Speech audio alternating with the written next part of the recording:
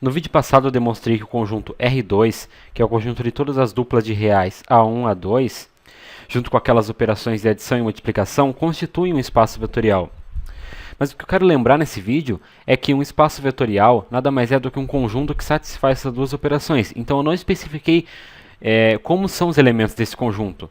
Tudo bem, eles podem ser duplas de reais, poderia ser triplas de reais, mas pode ser, por exemplo, uma matriz de reais, pode ser um polinômio com coeficientes reais, pode ser uma função.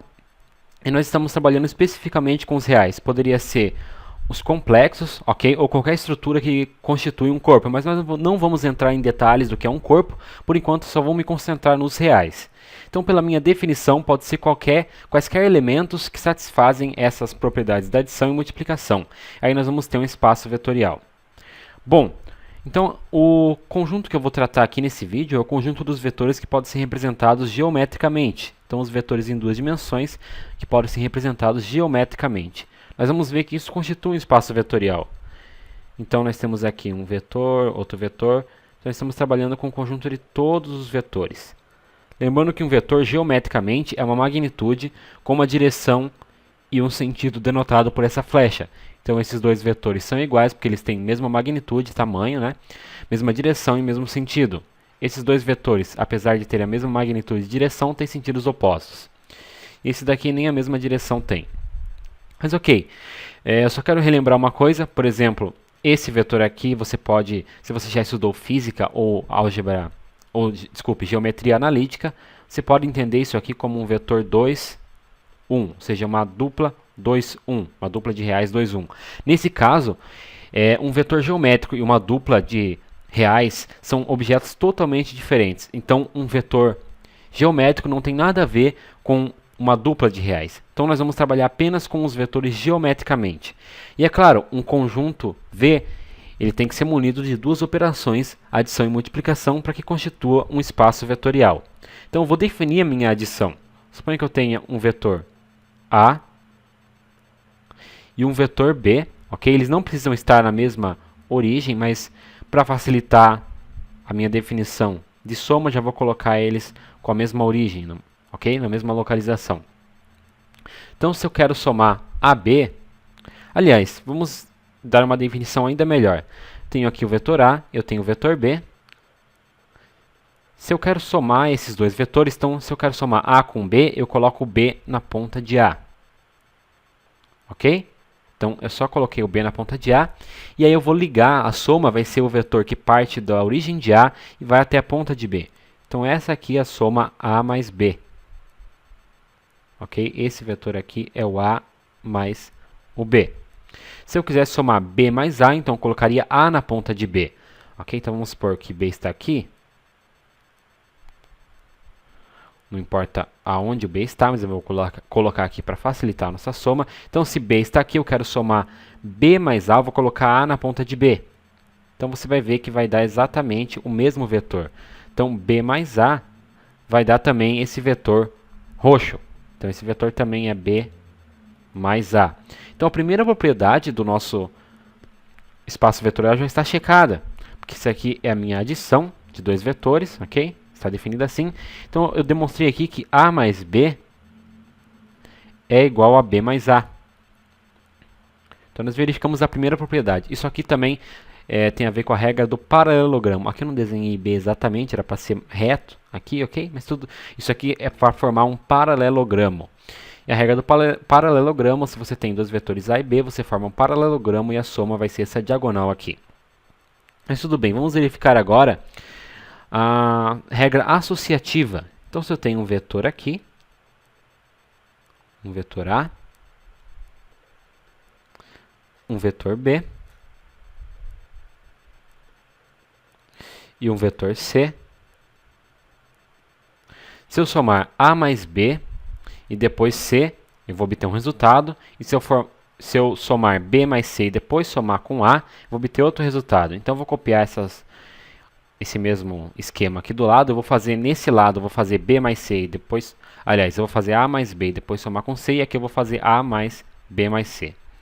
Então, A mais B vai dar esse vetor, estou ligando a origem de A até a ponta de B, então esse aqui é A mais B, e agora somando A mais B mais C, partindo da origem de A mais B e chegando até a ponta de C, eu vou obter esse vetor aqui. Então, esse vetor é o A mais B mais C. E agora, se eu fizer B mais C primeiro, nos daria esse vetor, que é o vetor B mais C. E se eu fizer A mais B mais C, eu vou obter esse vetor. Então, ficaria A mais B mais C. Então, perceba que A mais B mais C é igual a A mais B mais C. Nós terminamos com o mesmo vetor aqui. Então, nós provamos a segunda propriedade, que é a propriedade associativa. Não estou seguindo a ordem lá em cima, mas tudo bem. Então, deixa eu escrever isso aqui mais para o lado. Vamos mudar isso aqui. Eu verifiquei que A mais B mais C é igual a A mais B mais C. E agora vamos ver quais propriedades que temos que verificar. Temos essa aqui, que é o mais o vetor nulo, o elemento neutro, e o vetor mais o oposto. Bom, se eu tenho um vetor A qualquer, eu não estou definindo precisamente a soma de vetores. Se eu tivesse que fazer isso, eu teria que gastar um outro vídeo inteiramente para definir os vetores como segmentos orientados, definir o que seria o vetor nulo. Mas nós vamos entender o vetor nulo como um vetor que parte, os extremos dele estão no mesmo ponto. Então, o ponto de início e de chegada dele estão no mesmo ponto. Ou seja, quando eu somo um vetor A mais um vetor, que no caso é o zero, eu estou partindo da origem de A até o extremo, até o ponto de chegada de zero. Então, é a mesma coisa que partir daqui e chegar aqui. Estou seguindo a mesma definição, só que estou entendendo o vetor nulo como um vetor onde o ponto de chegada de partida são iguais. Então, nós terminamos com A novamente. Logo, A mais o vetor nulo é igual a A.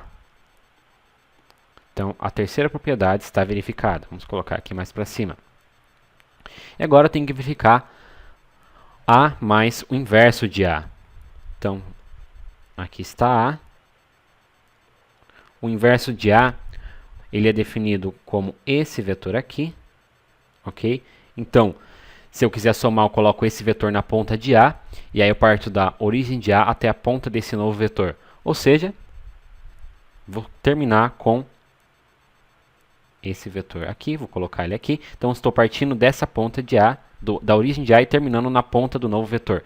Ou seja, nós partimos daqui e começamos aqui. Como eu disse, é a definição de um vetor nulo.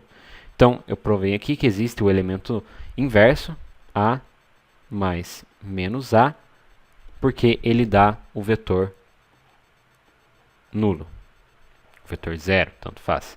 Então, vou colocar aqui essa propriedade aqui em cima. Então, as quatro propriedades da adição estão verificadas. Ok? Então, essa vale, essa vale, essa vale, essa vale. E agora falta verificar as propriedades da multiplicação. Acho que eu vou fazer só duas, eu vou deixar as outras para você, vai depender do tempo que o vídeo vai ter. Então, vamos lá. Eu vou definir aqui rapidamente a multiplicação, sem ser muito rigoroso. Se eu tenho um vetor A, a magnitude de A, aliás, desculpa, eu tenho um vetor A e a magnitude desse vetor eu vou denotar como magnitude de A. Então, se eu multiplicar esse A por um escalar qualquer, eu vou obter um vetor alfa A, vamos dizer que o escalar é alfa, vou falar que é lambda, lambda A, tal que a magnitude desse vetor, então a magnitude de lambda A é igual a magnitude de lambda vezes a magnitude de A. Por que disso? Então, se eu multiplicar um vetor, sei lá, por 2, eu vou ter um vetor com 2 vezes o comprimento do antigo. Se eu multiplicar por 3, eu vou ter um vetor com 3 vezes o comprimento. Eu podia multiplicar também por raiz de 2. Então, o novo vetor vai ter lambda vezes, aliás, desculpa, o novo vetor vai ter um comprimento que é igual a lambda vezes o comprimento do vetor antigo. Eu coloquei o módulo aqui, porque poderia ser um lambda negativo. No caso de ser um lambda negativo, o vetor vai continuar tendo comprimento lambda A, módulo de lambda, aliás, né?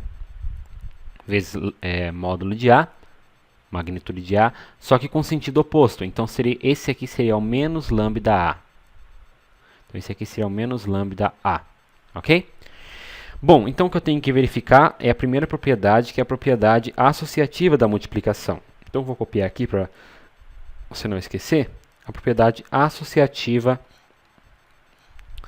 da multiplicação. Bom, então se eu tenho um vetor V, vou colocar aqui o símbolo de vetor. Eu estou usando esse símbolo de setinha para denotar que é o vetor geométrico. Você não precisa, alguns livros não usam. Mas se eu multiplicar por um beta, então eu vou obter esse vetor aqui, que é o meu vetor beta V. E esse vetor nós sabemos que é a norma de beta V. Vou escrever tudo numa cor mesmo. A norma de beta V. Melhor respeitar as cores para não ficar confuso. Então, a norma de beta V é